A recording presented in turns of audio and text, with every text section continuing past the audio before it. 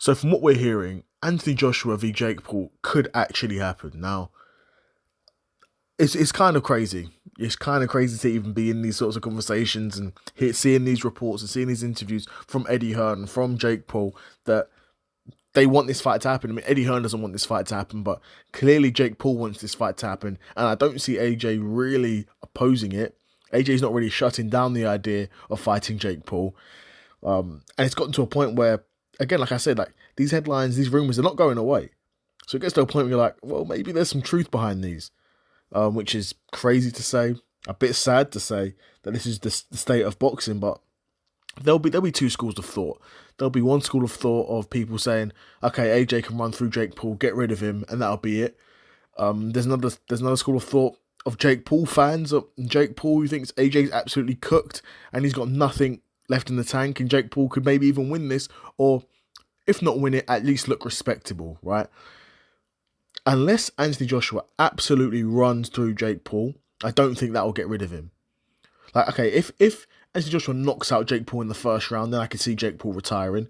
But if Jake Paul can go into the 7th, 8th, 9th, 10th round with Anthony Joshua, which he can't, if he did, and lost then, he wouldn't retire. He'd still carry on boxing. And to be fair, if a guy like Jake Paul can go 10 rounds with Anthony Joshua, then he's probably got something there.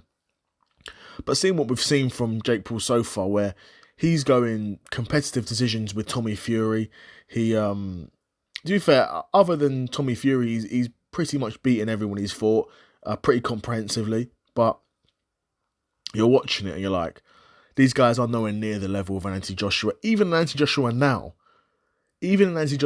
who's washed, been knocked out, probably won't become world champion again unless Usyk retires and whatever.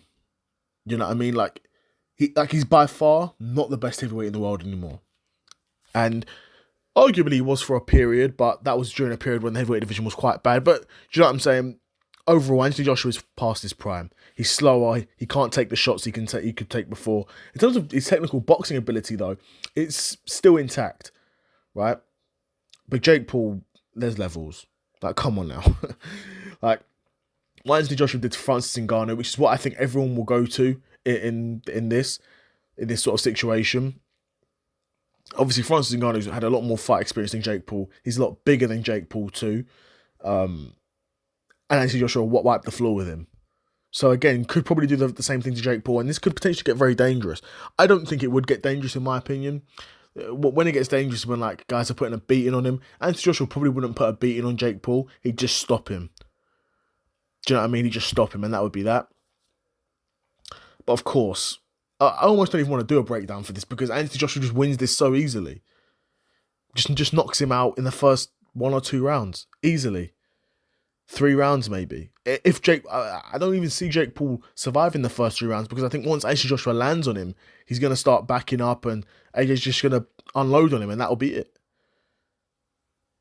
But we'll see.